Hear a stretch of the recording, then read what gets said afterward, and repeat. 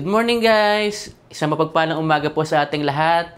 And another day, another finished project. Nandito tayo ngayon sa Tagaytay, sa Cool Suites ng Wind Residences para pakita sa inyo yung ating napakagandang project na owned by Sir Doy and Ma'am Jane from Kuwait. Ayan. Ma'am Sir, maraming salamat po at kami yung napili nyo para mag-furnish nitong inyong brand new unit dito sa Cool Suites ng Wind Residences sa Tagaytay. And papakita po natin sa ating mga viewers yung ating bagong project. Ayan, sana magustuhan nyo and may mga bago tayong papakita kaya tapusin nyo po hanggang dulo para makakuha kayo ng mga bagong style or design dito sa bagong finished project sa Cool Suites ng Wind Residences.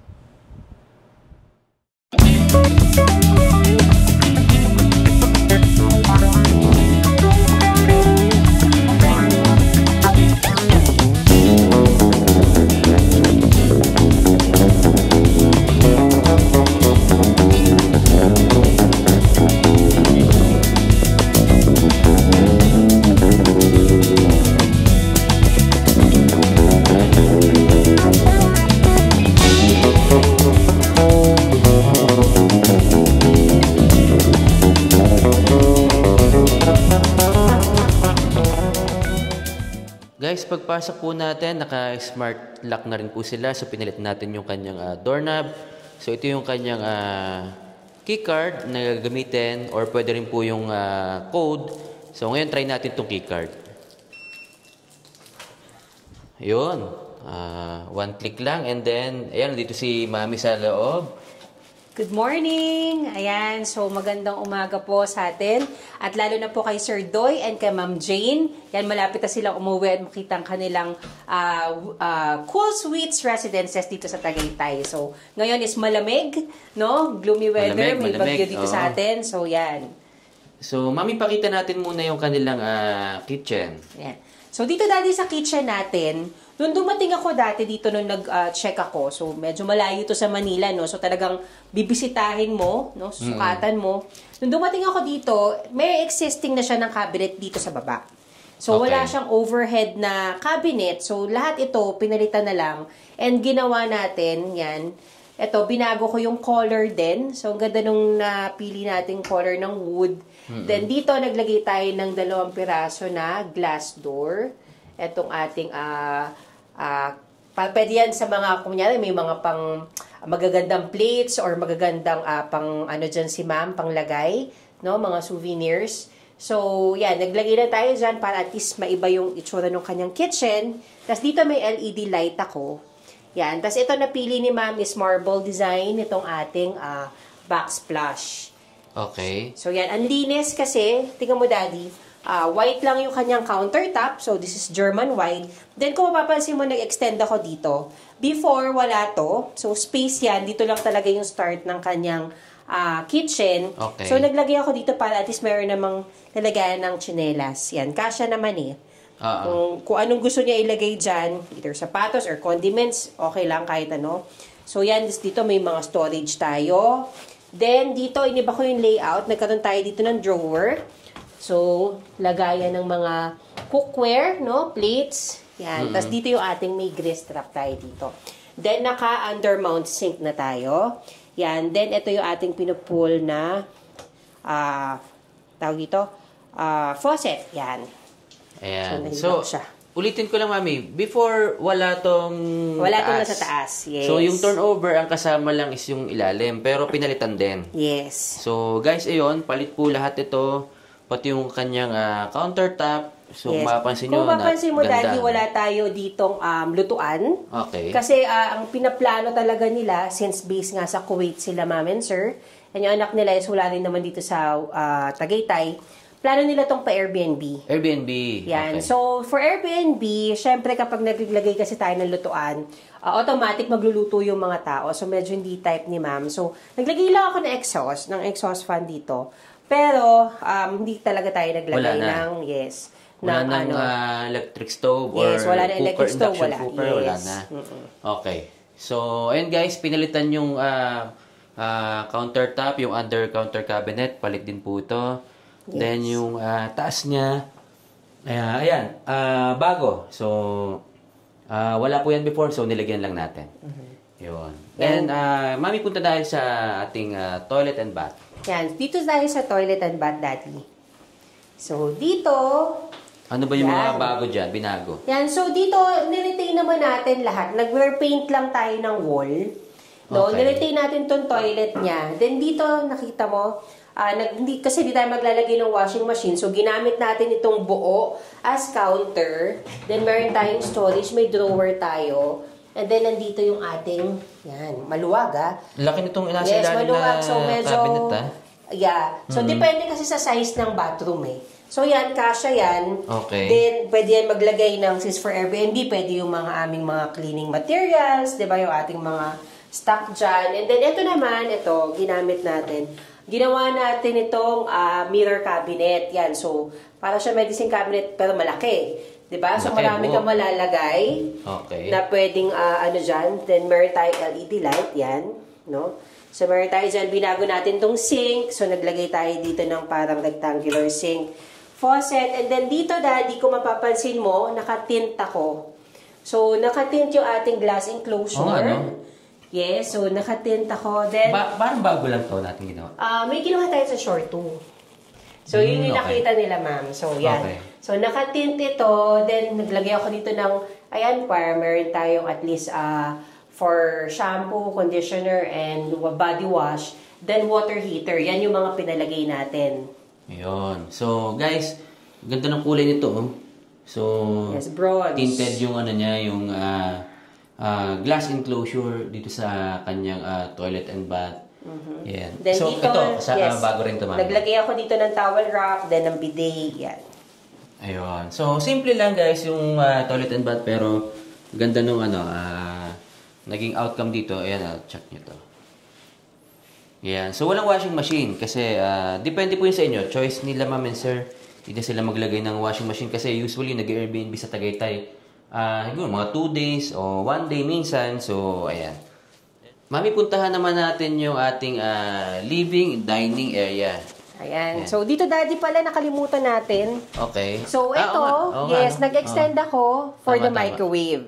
So, may kita mo, yan, meron tayong microwave oven. And then, dito sa taas, this is another storage. Yan.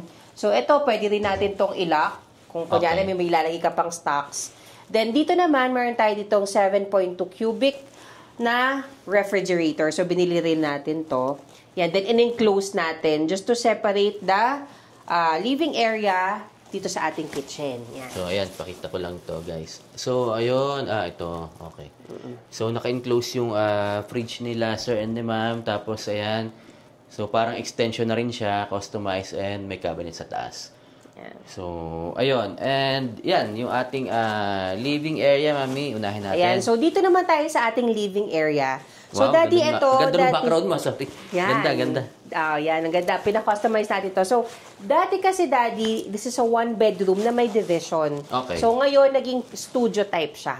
Since ang gusto nila, ma'am, is maging hotel style. Hotel, yes. So, napansin ko nga, hotel type din. So, yun yung ating vibe and yung ating theme. So, mapapansin mo, meron tayo dito na ating color brown na sofa bed. So, ito napupul to. So, hindi ko na siya ipupul. Ito yung lagi nating pinapa-customize na sofa. Then, dito, Daddy, nagkaroon ako ng ledge counter. Yan. Kasi gusto nila, ma'am, meron silang patungan ng since nga maliit yung area.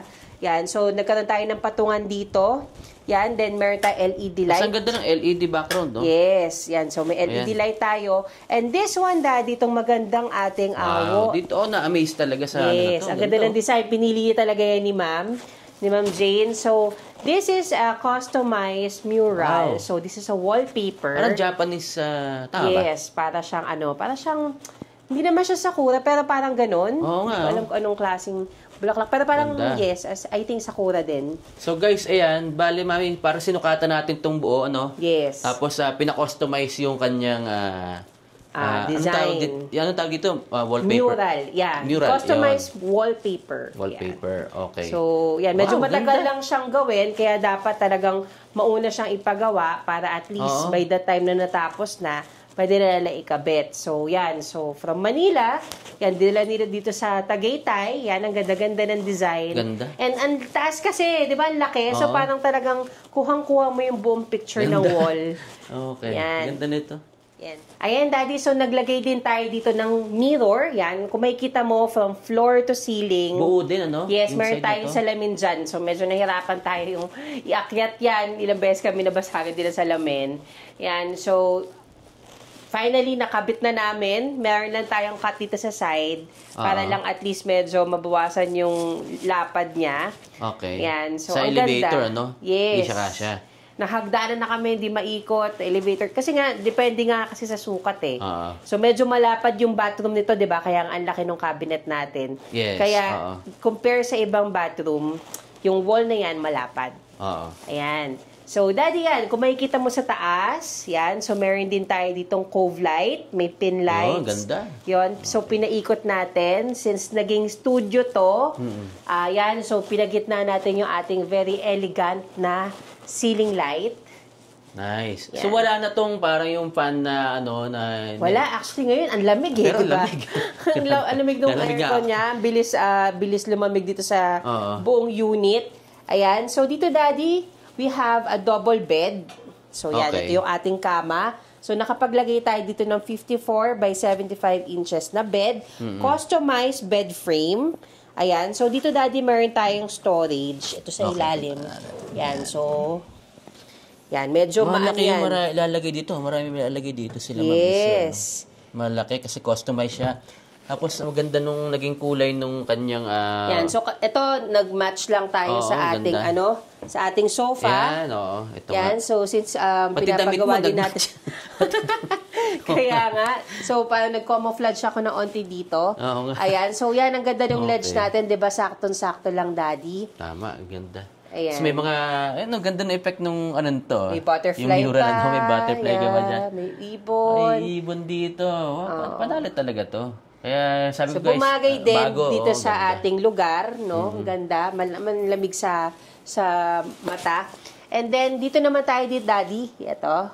Yan. So, meron tayo dito extended na wall dito sa ating aircon. Okay. Ayan. Kung mapapansin mo, yan, nag-extend tayo. Kinover natin yung ating curtain. Sa curtain sa likod. Yes. Pero ang ganda nitong curtain pa rin natin na ginagamit. Yes. Ano? So, Very pina-customize din natin yung ating curtain. Ah, okay. Yes, so yan.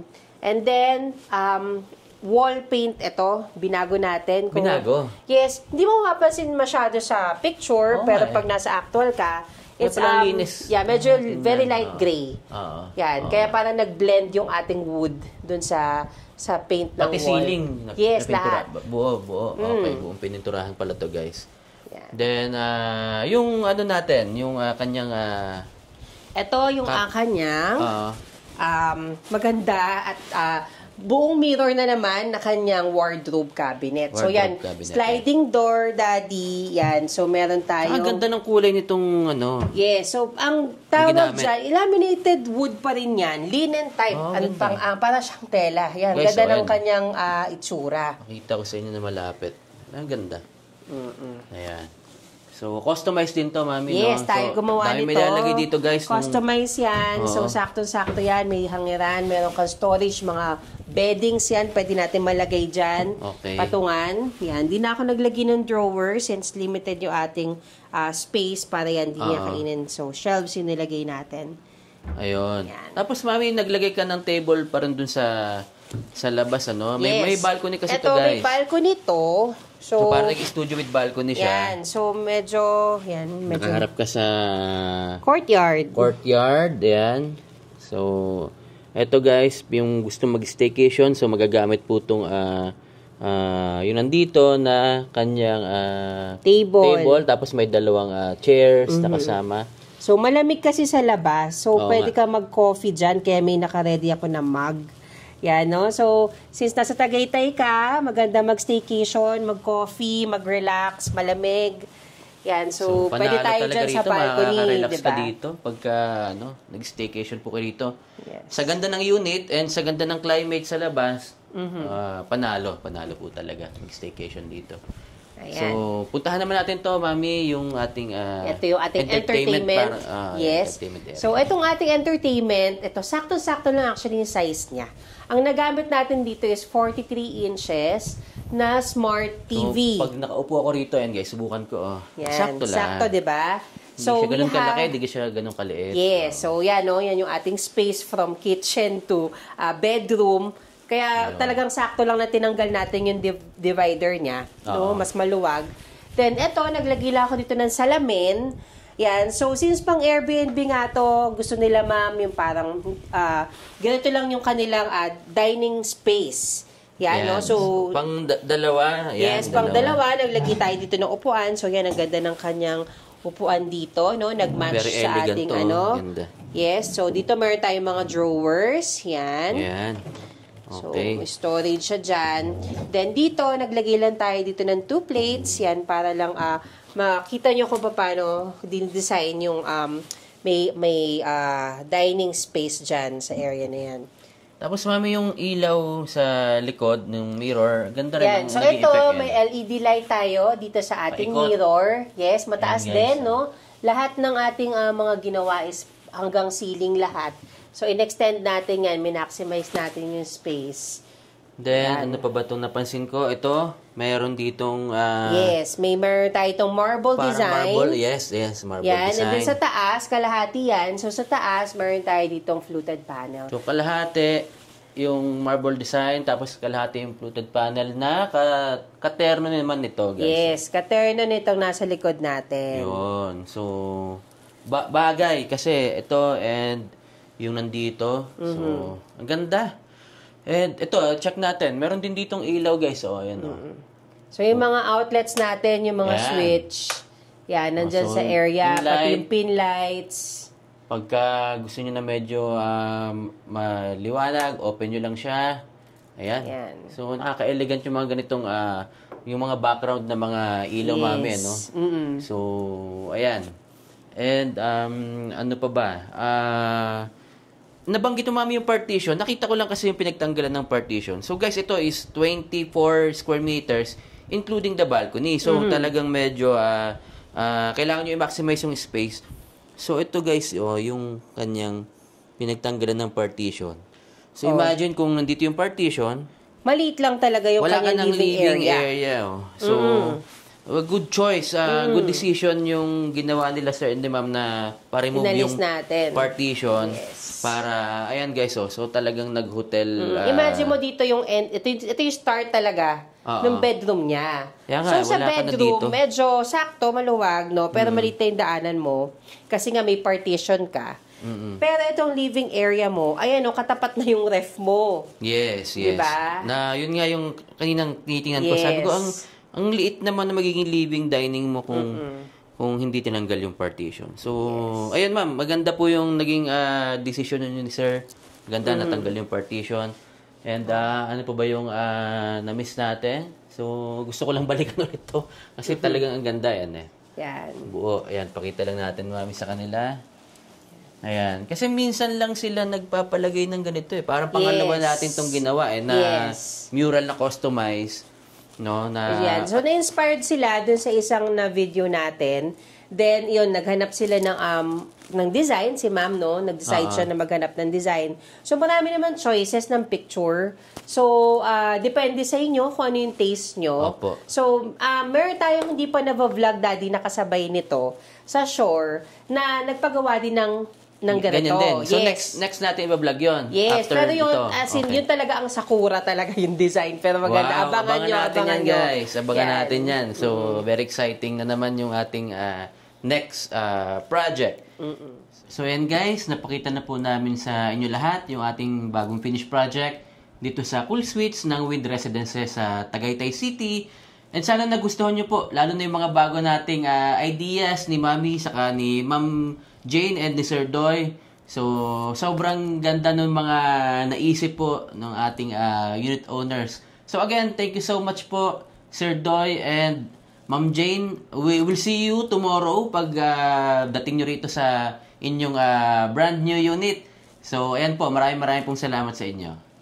Ayan, so thank you once again kay Sir Doy and kay Ma'am Jane, no? So ang tagal na namin actually magkausap bago kami nakapagsimula dito sa ating unit na to. Kasi nga, syempre yung mga clients natin, they need to prepare din, no? Yes. Lalo na yung mga matagal na wala sa Pilipinas, hindi nila talaga alam kung how much and kung paano mabumuo ng ganitong furnishing, no? Yes. Kaya naman po kami, tumutulong po sa inyo para at least mag-guide din kayo kung ano yung dapat. Kasi minsan, hindi natin ina-expect din na akala natin yung mga bilihin ngayon sa Pilipinas ay yung dati pa, no? Yes. Ngayon, sa 1,000 wala na tayo halos mabibili. So, at Tama. least ngayon, Totoo po yan. nag-guide namin kayo kung paano and kung ano talaga yung reality na magkakasya yung ating budget, depende sa ito, ganyan. And ang maganda dito, kasi sila Ma'am Jane and Sir Doy, talagang continuous communication at sinasabi nila kung ano yung gusto nila. Opo. Ayan, so thank you so much sa tiwala po na ito na po yung kabuuan. Sana po magustuhan nyo. At giniginaw na ako kasi ang lamig ng aircon nyo dito, no? Ayan, so thank you so much sa ating angels. Yan, si Kim, si LJ, and si Bojo. Yan, sumama yan, naglinis dito sa Tagaytay. Kasi nga, syempre, parang outing na rin to. Kasi nga, out of Manila. Opo, ayan. Yan, Thank you so much, thank you guys. so much sa paglilinis sa ating unit. And of course, kala Jed, kala Jomar, kala Ren, kala Tonton, yan. Thank you so much, kala Lester, yan, sa inyong lahat. Sa family natin dyan, salamat sa inyo. Yes, so Yan, thank you so much. Thank you so much, guys. Ayan. So, ayun, sana po nagustuhan nyo yung ating bagong finished project and subscribe na rin kayo sa ating channel. Tulad na nabanggit namin kanina, we have new projects na mga ipapakita pa rin. So, magkakaroon kayo ng mga ideas, and if you want to get our service, feel free po to contact us. Nandiyan yung aking email address, mobile number. You can contact me through WhatsApp and Viber. So, ayan. And marami po tayo mga properties na ipapakita pa rin. We have other properties like resale properties, foreclosed properties, yung mga pwede nyo pagpilian. And yung ating mga brand new properties from other developers na pwede nyo ring i-avail. So, ayan, subscribe lang po kayo para masubaybayan nyo yung ating mga susunod na mga vlogs. And again, maraming salamat sa mga viewers and subscribers. And palagi nyo punto pa rin ang inyong mga pangarap. So, hindi ko po yan nakakalimutang sabihin. So, nangangarap kayo na magkaroon ng unit. Then, nangarap kayo may furnish yung inyong unit. So, ito na po yan. Yung result ng inyong mga pangarap. Kaya, tuparin nyo po ang inyong mga pangarap.